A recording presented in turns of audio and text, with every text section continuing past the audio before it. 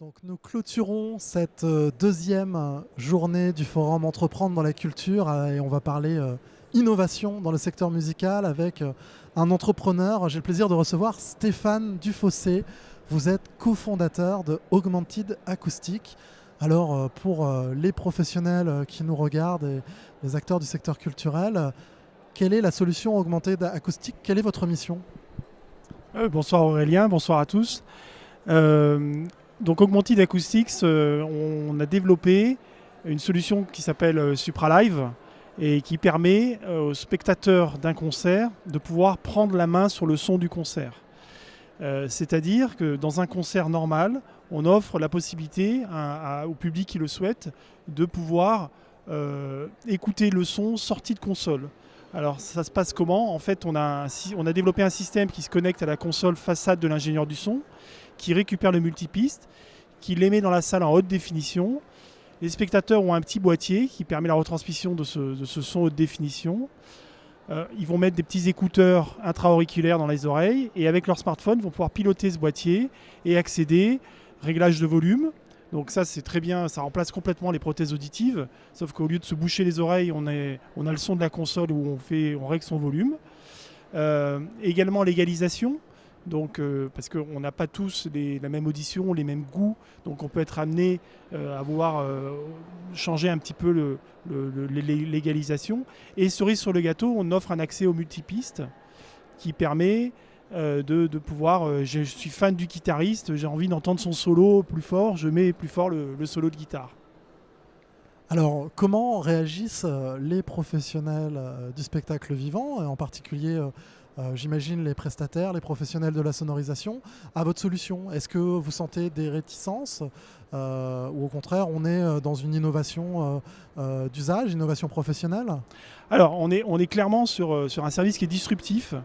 Et en fait, qui est assez clivant, hein. On a deux types d'acteurs, des gens qui nous disent j'attends que ça.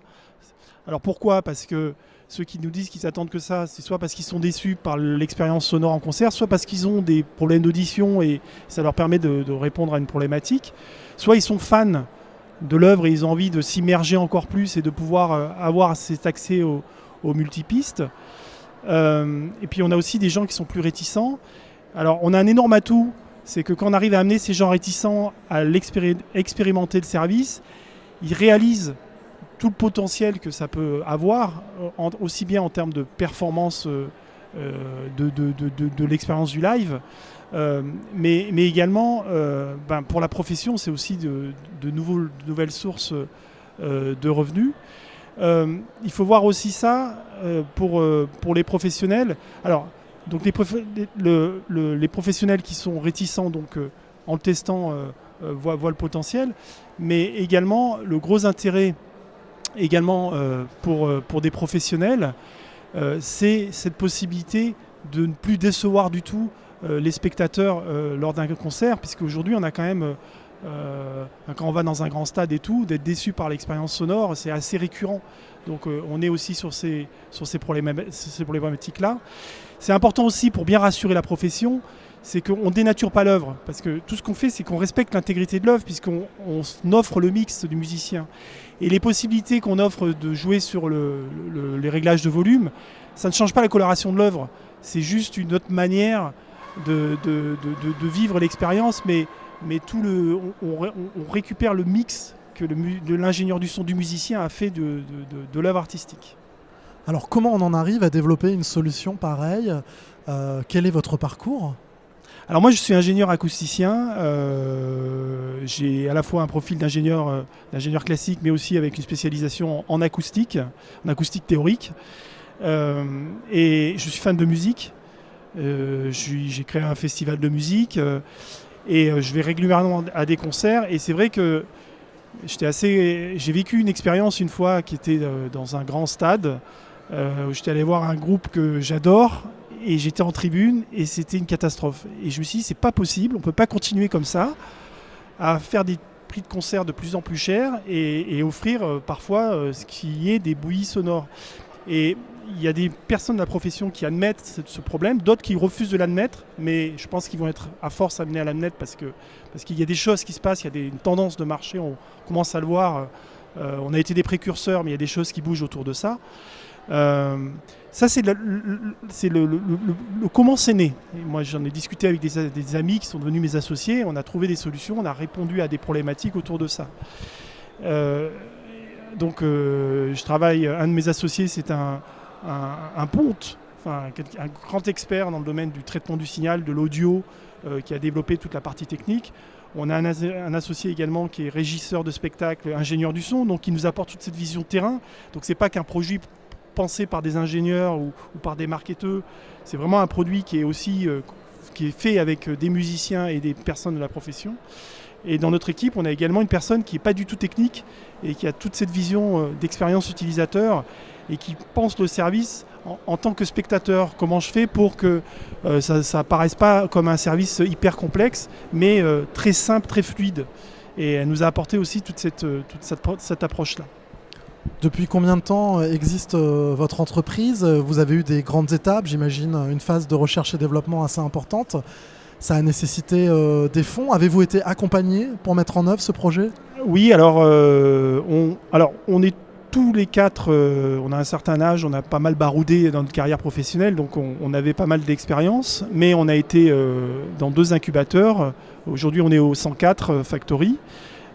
Précédemment, on était chez Creatis, donc des incubateurs culturels, essentiellement pour nous ouvrir des portes, rencontrer des artistes.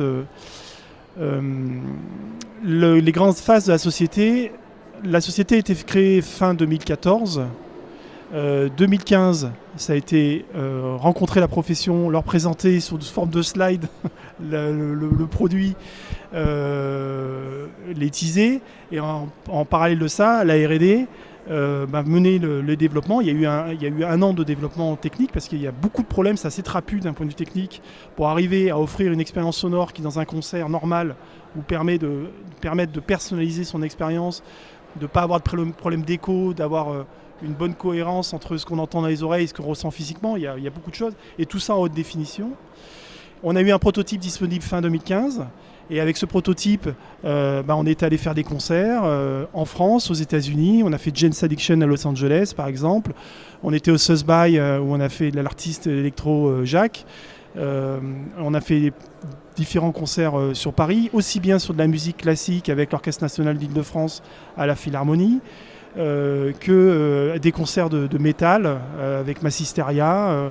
Ce week-end, on a fait 10 concerts dans un festival rock et métal. Donc, où les gens ont pu apprécier de pouvoir régler le volume, mais aussi de comprendre ce que racontaient les chanteurs sur certains groupes, où on n'entend pas forcément toujours sur ce type de musique, on ne comprend pas forcément bien toujours ce que dit le chanteur. Donc ça offre vraiment plein d'opportunités en termes de musique. Quels sont vos prochains défis pour Augmented Acoustic ? Alors, le service Supra Live d'un point de vue commercial est lancé depuis 2 mois. Voilà, donc on est déjà en train de s'ancrer sur différents événements. On est en train de développer une version de monitoring pour les musiciens. Pourquoi ? Parce qu'à chaque fois qu'on a présenté le service, des musiciens nous ont dit mais ce que vous avez développé, ça serait génial d'avoir le même service pour monitorer son son sur un concert où on est toujours en train de dire à l'ingénieur du son mets-moi plus fort la basse et tout. Là on peut le faire soi-même avec son smartphone.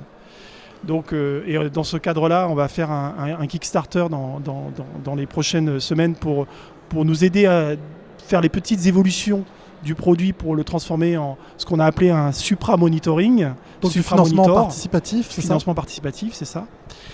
On a également, on va bénéficier d'une aide de la BPI dans le cadre des investissements d'avenir parce que toute la technologie qu'on a développée, elle offre une puissance phénoménale pour les malentendants. Aujourd'hui, les malentendants qui vont dans un concert, ils ont des aides auditives, mais qui sont très mal adaptées à l'écoute de la musique. Or, nous, le petit boîtier qu'on a développé, on va être capable d'apporter des réponses nettement plus performantes. Alors je ne peux pas rentrer dans les détails parce qu'il y a des dépôts de brevets en cours, mais les personnes à qui on a pu présenter des experts du domaine de l'audition pour les malentendants nous ont dit que c'était inédit et en termes de puissance de ce qu'on va pouvoir offrir à ce type de population va être vraiment génial pour ces personnes-là. Donc une innovation de niche réservée au départ au secteur musical devient une innovation sociétale. C'est ça, exactement. On est en train on espère, alors, potentiellement peut-être même qu'on ira jusqu'à apporter des choses pour les sourds profonds. Alors ça, c'est au terme de cet axe de travail, mais on est effectivement sur une problématique de base qui est comment je fais pour avoir ne plus avoir un son mauvais en concert, de dire que finalement, on est tous amenés à avoir ce besoin-là pour différentes raisons, soit parce qu'on est fan, soit parce qu'on est mélomane technophile, soit parce qu'on est soucieux de sa protection d'audition, mais qu'on veut avoir quand même du bon son, et également donc les malentendants, et dans un niveau qui peut aller très très loin en termes de performance finale. Alors là, dans le forum Entreprendre dans la culture, événement dédié aux entrepreneurs culturels, et puis pour favoriser l'entrepreneuriat culturel aussi à destination des étudiants, notamment du secteur culturel. Si vous deviez donner un conseil, vous en tant qu'entrepreneur, à des porteurs de projets qui peut-être hésitent à franchir le cap de l'entrepreneuriat, à monter leur projet, avec votre retour d'expérience sur votre parcours entrepreneurial? Moi, je pense que quand on pense qu'on a une bonne idée, l'entrepreneuriat à la base, c'est il y a un problème, on apporte une solution. Donc ça, c'est déjà le postulat de base. Et la deuxième chose qui est très importante, c'est de s'entourer de personnes qui vont permettre à cette idée de pouvoir mûrir et de pouvoir se développer. Et c'est très important, l'idée, mais également l'équipe qui va le porter. Et d'ailleurs, quand vous rencontrez des investisseurs, c'est ce qu'ils regardent. C'est les deux sujets essentiels. Parce une très bonne idée, mais qui n'est pas portée par les bonnes personnes, ça ne fonctionne pas. Mais de très bonnes personnes qui n'ont pas l'idée qui va bien. Voilà. Et j'aurais tendance à dire à des jeunes aujourd'hui, moi quand je reprojette quand j'étais plus jeune, c'était pas du tout dans la tendance du moment. Quand on était ingénieur, on cherchait à rentrer dans une grande entreprise. Aujourd'hui, il y a des opportunités, surtout dans l'innovation technologique. C'est très soutenu en France. Moi, je ne cesse de dire que c'est une chance de développer une entreprise en France parce qu'on a des aides faites pour ça. À partir du moment où on a une innovation qui est forte, qu'on est capable de défendre, et qui apporte une vraie plus-value. Et vous parliez de l'aspect sociétal, c'est vrai que nous, ce sont des axes sur lesquels on travaille. L'innovation qui apporte une vraie révolution d'usage et en plus qui a des impacts sociétaux sont vraiment ça permet de défendre des projets auprès de ces acteurs-là. Donc si un jeune a envie d'y aller, qu'il y aille. De toute façon, c'est ce que disent souvent les Américains, on se lance, on se trompe, on apprend, on refait un autre test, on va peut-être encore se planter, mais on se plantera moins mal que la fois précédente, parce qu'on aura appris de ses erreurs jusqu'à réussir. Donc quand on est jeune, qu'on vit encore chez ses parents et que donc on n'a pas forcément de problème d'enfants et tout ça, il faut foncer. Si on a envie, il faut y aller. Ça vaut le coup. C'est une super expérience. Donc foncer et savoir s'entourer pour saisir les opportunités. Tout à fait. Saisir les opportunités, c'est essentiel. C'est faire travailler le réseau aussi, être opportuniste. C'est très très important également. Et ben voilà, c'est sur ce bon conseil qu'on va clôturer cette deuxième journée. Merci Stéphane Dufossé. Merci Aurélien. Co-fondateur d'Augmentid Acoustic qui développe les solutions SupraLive à destination des professionnels de la musique et des musiciens, des interprètes et puis également aussi des spectateurs. Et puis vous l'avez démontré à travers des projets sociétaux, notamment à destination des publics malentendants. Et bien, on vous souhaite beaucoup de réussite et de développement pour ce projet. Merci. Merci beaucoup.